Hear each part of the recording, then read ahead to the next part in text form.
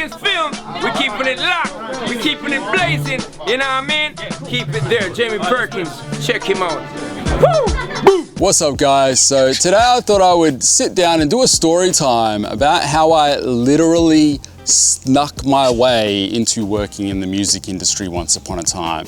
If you've been watching the vlogs for a while, you probably remember back in the day I used to have a lot of rappers and R&B singers in the vlogs, and that was because I used to shoot a lot of tour videos for different artists, and I also used to shoot music videos. And the way that I got into that industry was literally from sneaking into a Kendrick Lamar concert when I had just started learning how to use a camera.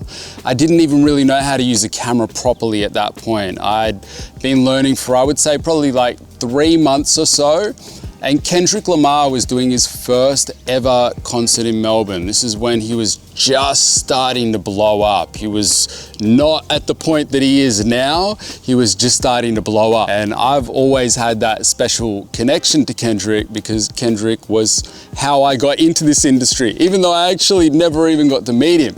So what happened was me and this other guy had this bright idea that we would sneak into Kendrick Lamar's concert with fake media passes. And we showed up to the concert with our monopods and cameras and backpacks looking like we were legit. We had lanyards on, and inside of those lanyards, we had business cards, and we were trying to make out like these business cards were our media passes. And we kind of looked legit, and we showed up at the point where the concert had just started, and we seemed a little bit stressed, and we're like, we got to get in there, they've already started, and we're going to be in trouble for being late. And the person with the list on the door couldn't find our names that were on these lanyards. They're like, you're not on the list, you're not on the list, could it be under something else? And I was like, try Jamie.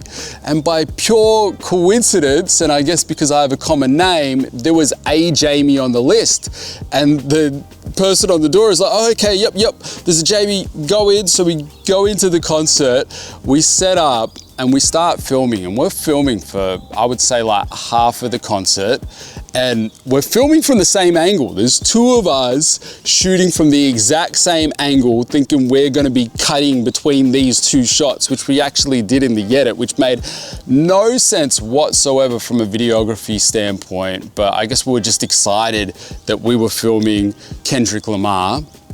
And about halfway into the concert, security came and tapped us on the shoulder and said they couldn't figure out if we were supposed to be there or not, so they weren't going to kick us out, they just wanted us to stop filming.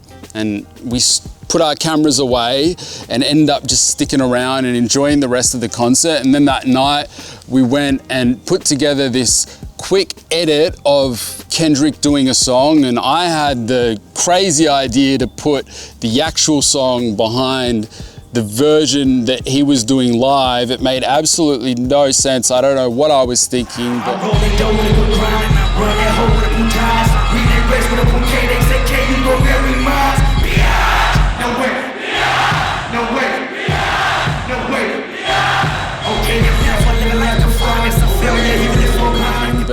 that video went on YouTube and did quite well. And after that, I thought, I really enjoyed this. I'd love to do this more. I think it could be my ticket into working in the music industry as a videographer. So I started Googling all the different hip hop acts that were coming to Melbourne. And then I would get on Google and I'd try and track down the emails of different artist managers, and I would send that Kendrick Lamar video to them and tell a little white lie and say I had done that for Kendrick. And for the most part, no one got back to me until Macklemore's manager, Trisha Davis, who is now his wife and mother of his children, got back to me. So I was already a really big Macklemore fan at this point in time. I really loved his song Other Side and Wings, and a lot of people forget, a lot of people don't even know, Macklemore was a rapper's rapper once upon a time. He was a really dope underground rapper, and then when Thrift Shop came out, he just exploded. He had like these two different personas with his rapping. There was serious rapper Macklemore, and then there was parody rapper Macklemore, which was the Thrift Shop Macklemore. And around the time that he was doing his first Australian tour, Thrift Shop had just come out and absolutely exploded, and they were doing everything themselves. And I had reached out to them and showed them the Kendrick video and asked if I could somehow work with them while they were in Australia. And I ended up going back and forth with Trisha via email for a while, and I helped them out with some logistical stuff because they were wanting to shoot parts of their music video Can't Hold Us in New Zealand, and they were trying to figure out logistics for that. And I did some research and, you know, reached out to people that I knew, and, you know, I tried my best to be helpful with that. And so we got to know each other via email, and she actually asked me if I would do the Australian tour with them and use their Red camera to document it for them. Now, part of me thought about just trying to fake it until I make it and jumping on this tour and diving in the deep end, hoping that I would swim. But the reality was, I still didn't know how to use a DSLR properly. I had never used a Red camera in my life. I'd never shot RAW. And I decided that I didn't want to mess up their tour video by me trying to go on this tour and figuring it out as I go. So I made up an excuse as to why I couldn't come on the tour, but asked if I could come and shoot some stuff in Melbourne, which they allowed me to do. I was so nervous. I messed up a lot of things. I didn't really know how to, you know, expose properly with the concert lights, and yeah, a lot of my footage was really overexposed. It didn't look great. There was nothing that I was able to give them that they could use. I got some photos, but I shared some of that stuff on my social media.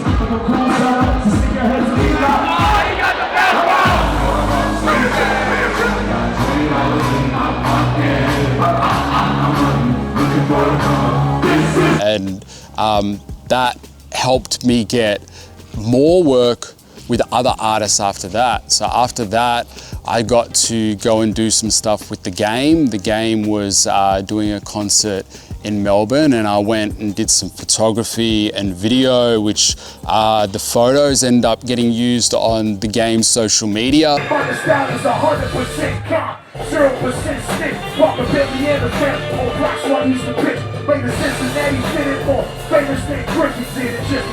Several years ago, they tried to put his lid. Two to the chest, struck his heart, one hit his rib. Then I blacked out like a Fuji, all I can hit it. I met a guy named Adrian Eagle. He's a longtime, really good friend of mine and an amazing musician in his own right. And I met him at that concert, and at that point in time, he was actually a tour manager. He was touring artists himself. And through that chance meeting, we ended up meeting up for dinner. He invited me out for dinner, and he told me that they were about to tour Tyga around Australia and New Zealand, and asked me if I would be interested in being Tyga's video guy. Normally a guy named Crazy Chris, shout out Crazy Chris, what's up Chris, is Tyga's videographer. He's also Steve Aoki's videographer as well. He goes between the two. And Chris wasn't coming on that tour, so I got to be Tyga's videographer on that tour. And honestly, all of this was just happening really fast. It's crazy how fast things can happen when you just put something out there into the universe and you chase a goal. I was figuring it all out as I went, and I was just somehow meeting the right people. So I went on that tour and I was so nervous. I felt so underqualified for the job that I had been given. I worked harder than the average person because I felt like I had something to prove. And I came up with this idea that I would do a next day video after every concert. I would go to the concert, I would go to the after party with them, they would all be partying, I wouldn't be drinking or doing, you know, what everybody else was doing. I'd just be focusing on work. I'd get from the after party to my hotel room, I'd be going through all my footage, I would edit a video that they could post on Instagram the very next day to promote the next concert that was going to be happening in Australia and New Zealand. And I really impressed Tyga's management. They were like, who is this guy that's coming up with next day videos that we can promote the concert with? Because at that point in time, people weren't really doing that. Video guys weren't really offering these next day videos. And I feel like because I was doing YouTube and I understood the fast pace of social media, I was using that energy and putting it into this. And it really impressed them, and it ended up becoming like a really common thing for artists to start doing that. But at this point in time, it wasn't really common. Even videographers for artists wasn't as common as photographers, because there was so many photographers out there reaching out to these artists wanting to work with them on their tours and concerts, but there wasn't a lot of competition in terms of videographers. So it became a lot easier for me to step into the video side of that industry than it would have been had I wanted to be a photographer in that industry. So that was how I got into that. And we put out the video with Tyga, and I guess it impressed a lot of people. And after that, people started reaching out to me, wanting me to be the videographer for all these different artists. Like over the years, I've worked with YG numerous times, Ty Dolla $ign numerous times, Ja Rule, Ashanti, Fat Man Scoop, rest in peace, Fat Man Scoop, Coolio, rest in peace, Coolio.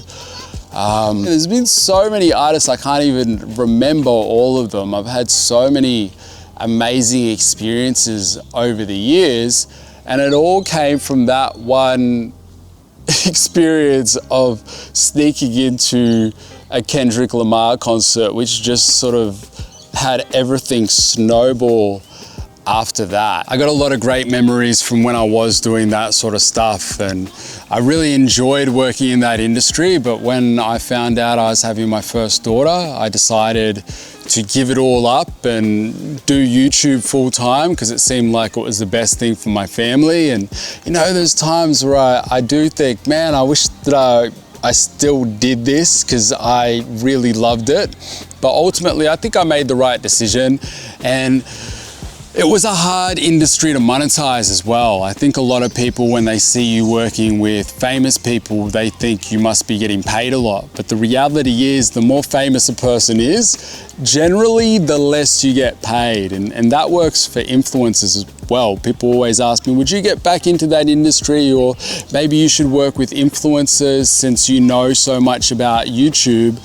But there's so many people who are trying to work with celebrities or influencers that they kind of have the decision-making power to go with the people who are good and cheap, because the way that people monetize these industries of documenting celebrities or working for influencers is they generally take a lower rate and then they try and get the higher rate for people who aren't at that level. And that was how I used to monetize working in the music industry. There's not a lot of money in music videos or tour videos. You do it for the love of it. You do it because you love creating, you love telling stories, and you're at a point in your life where you can take that pay cut from doing these types of videos. I thought I'd give a little bit of advice at the end for anybody who wants to get into that industry, who wants to work with celebrities. There was a few rules that I set for myself, and I feel like they helped me gain a good reputation in that industry and made people want to work with me again. And rule number one, which is one of the most important ones, was never act like a fan when you're working with a famous person. Don't ask for photos with them.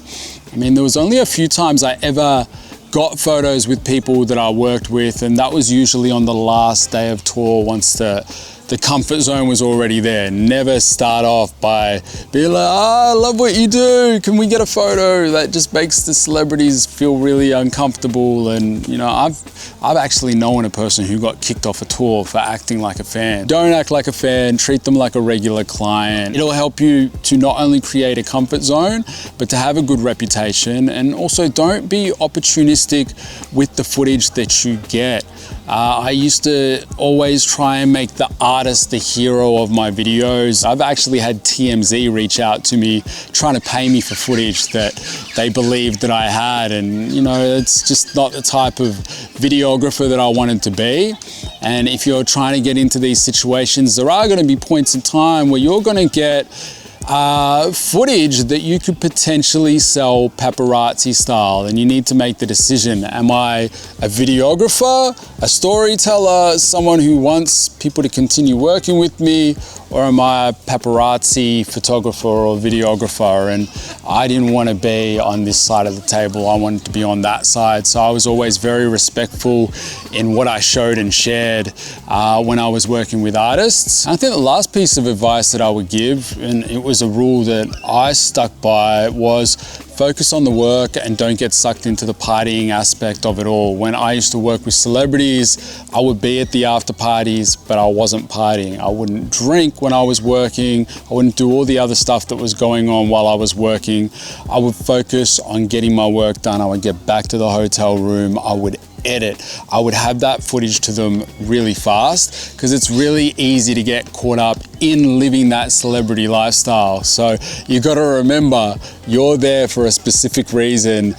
Don't get sucked up in all of that, because it's a cool experience and all of that, but you won't continue getting jobs if that's the life you're trying to live as a celebrity videographer. You gotta understand they're two different lives. Anyway, I hope you guys enjoyed hearing some of my stories from my time in that industry. If you liked the video, I'd appreciate it if you give it a thumbs up, subscribe, all that good stuff, and I'll see you tomorrow. Bye guys.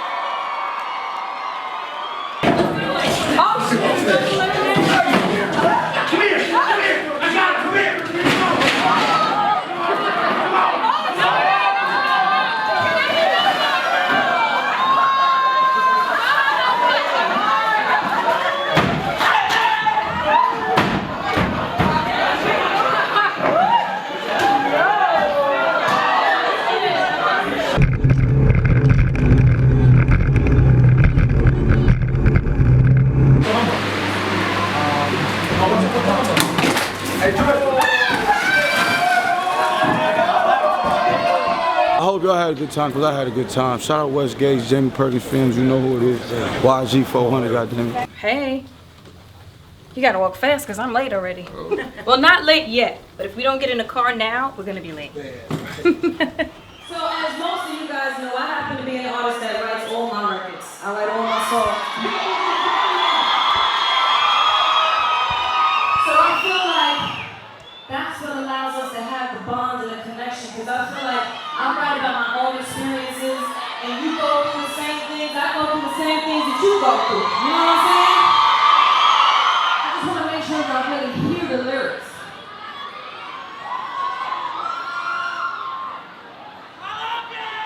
With every minute I gave, and all the love that we made, it never should have took place. I gave you my heart, you betrayed, and I know I shouldn't let you go. Cause I'm back where I was before.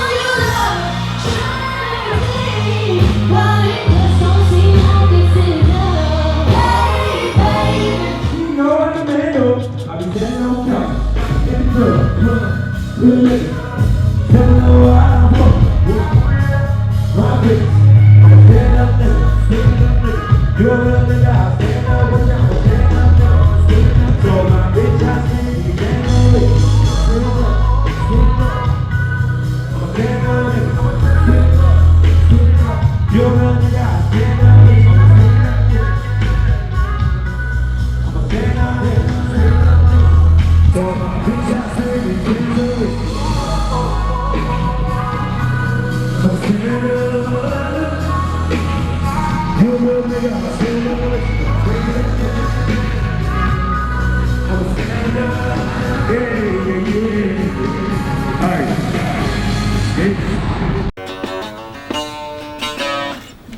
time ever playing one of these things. One of them little frogs, you got him. Blood.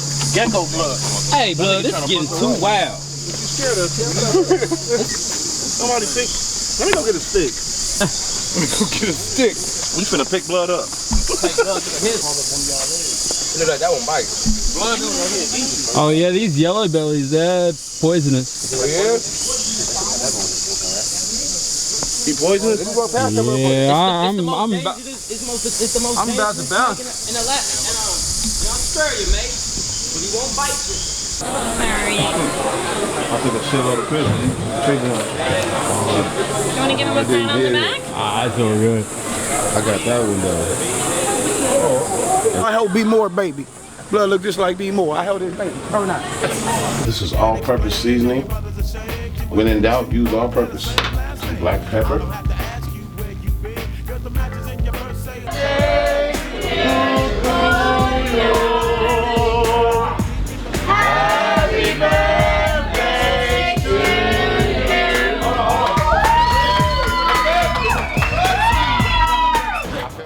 So I was like, I got all my niggas in the VIP, throw it up. Pussy money, we got all that. Niggas.